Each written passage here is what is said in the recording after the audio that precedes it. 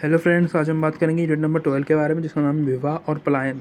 तो विवाह और पलायन मतलब शादी के बाद जो लड़कियां अपना घर छोड़ती हैं, मायके छोड़ के अपने मतलब ससुराल जाती है, उसको हम विवाह और जो पलायन है वो कहते हैं। ठीक है, मोस्टली लड़कियां ही करती हैं अपना घर छोड़ने का काम। लड़के बहुत ज़्यादा कम देखा जाता है कि लड़के अपना घर छोड़ के लड़की के घर जाते हैं रहने के लिए। ठीक है जी, इसके बारे में हम पढ़ने वाले हैं। विवाह पलायन के जो कारण है, मतलब कि जो रीज़न्स है उसके पीछे कि ऐसा क्यों होता है, वो पहले रीज़न मैं बता दूं आपको। तो वो होता है पितृसत्ता के रीज़न से भी। ठीक है, यानी कि हमारे समाज में पितृसत्ता होती है, जिसकी वजह से ऐसा देखा गया है। ठीक है, और समाज, क्योंकि हम आजकल का समाज ही ऐसा है कि आप लड़की को मतलब अपने घर नहीं रह सकते, और ना ही अपने दामाद को या फिर अपने जो आते हैं लड़की के जो जिससे शादी होती है, क्योंकि शादी कराना ज़रूरी है, राइट। वो एक प्रथा है, वो हमें करानी पड़ेगी और उसको भेजना पड़ेगा। पर समाज में अगर हम उसको रखते हैं अपने घर में, लड़के को भी साथ में रखते हैं, तो वो गलत चीज़ें हैं। ठीक है, ऐसा माना गया है कि उनको अपने घर ही रहना चाहिए। ठीक है, लड़की को अपना घर ही अच्छा लगना चाहिए, जहाँ पे वो शादी के बाद जाती है, बेसिकली वो उसका घर है।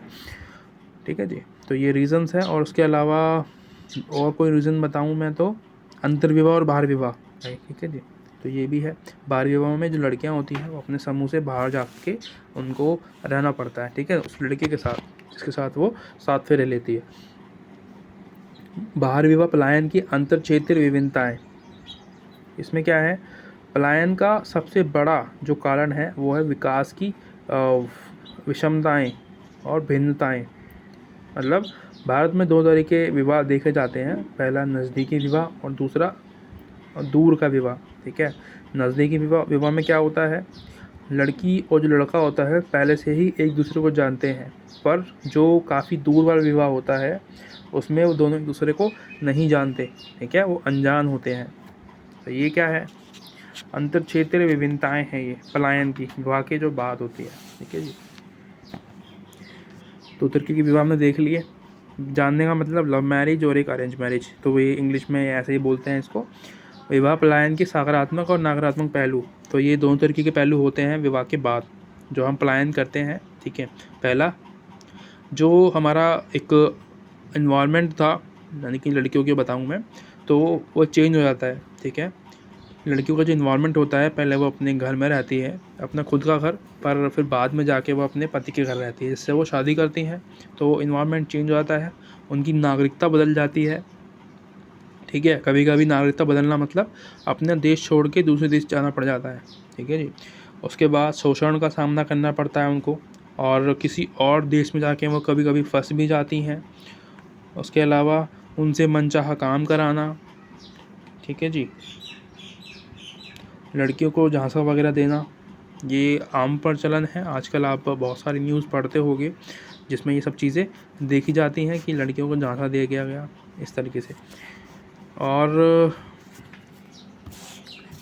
इसमें और भी है क्या, महिला प्रवासी, ये आप देख रहे हो ना, महिला प्रवासी। तो महिला प्रवासी मतलब शादी का चक्कर नहीं है यहाँ पे। प्रवासी मतलब होता है जब काम वाम करने के लिए कहीं जाना पड़ता है उनको। ठीक है जी, काम करने के लिए किसी दूसरे देश में जब जाती हैं तो वो प्रवासी बन जाती हैं, तो उसको कहते हैं महिला प्रवासी। उसके अलावा एक और पॉइंट था यहाँ पे, पर इसको हम अवॉइड करेंगे, इसको नहीं पढ़ेंगे। हम पढ़ेंगे वैश्वीकरण के बारे में। यहाँ पे देखो नीचे, विवाह पलायन और वैश्वीकरण, इसमें क्या है, जैसे मैंने पीछे भी बताया आपको कि शादी के बाद लड़कियों को अपना घर छोड़ के जाना पड़ता है, और विदेश कभी कभी वो पहुंच जाती हैं, क्योंकि कुछ लड़के यानी कि बाहर से होते हैं, देश में आते हैं वो शादी करने के लिए, फिर वो फिर दोबारा चले जाते हैं। ठीक है, अपनी घरवाली को लेके शादी करने के बाद। और उनकी जो दिनचर्या है, ठीक है, उनका जो जीवन है वो बदल जाता है पूरी तरीके से शादी के बाद, जब वो किसी और देश में जाती है, क्योंकि वहाँ का इन्वायरमेंट अलग है। ठीक है, यहाँ पे जब दिन हो रहा है वहाँ पे शायद रात हो रही हो, तो वो अपने परिवार से वो बात भी नहीं कर सकती, इंटरनेशनल कॉल लगेगा, ज़्यादा पैसा लगेगा। तो ठीक है, ऐसा माहौल भी वहाँ पे चेंज हो जाता है। और इस युग को जो अभी चल रहा है आप देख रहे हो, हम इसको बोलते हैं पलायन युग, क्योंकि हम पलायन ही कर रहे हैं। ठीक है, एक से दूसरे देश में जाते हैं, वहाँ से वापस आते हैं, फिर इस तरीके से पलायन करना है ना। हम अपने देश को छोड़ के घर किसी और देश में जब रहने जाते हैं उसको पलायन कहते हैं। भारत के नागरिक सभी देशों में रहते हैं, ठीक है। ये आप एक जनगणना हुई थी 2020 में, ठीक है। इंटरनेशनल माइग्रेशन हाईलाइट के अंदर ये बताया गया था, रिपोर्ट निकली थी, उसमें बताया गया था कि जो भारत के जो निवासी हैं वो मोस्टली देशों के अंदर रहते हैं, ठीक है जी। तो ये पूरा चैप्टर, पूरी बुक हमने कंप्लीट कर दी है, ठीक है। बधाई हो आप सबको, आपने देखी हमारी पूरी चैप्टर और हमारा पूरा सेशन देखा है। इसके लिए थैंक यू सो मच। अगर आपको अच्छा लगा हो तो सब्सक्राइब कर देना। आगे हम आपकी ऐसे ही मेहनत करेंगे और मदद करना चाहेंगे, ठीक है, हेल्प करना चाहेंगे। Thank you so much for watching, bye bye.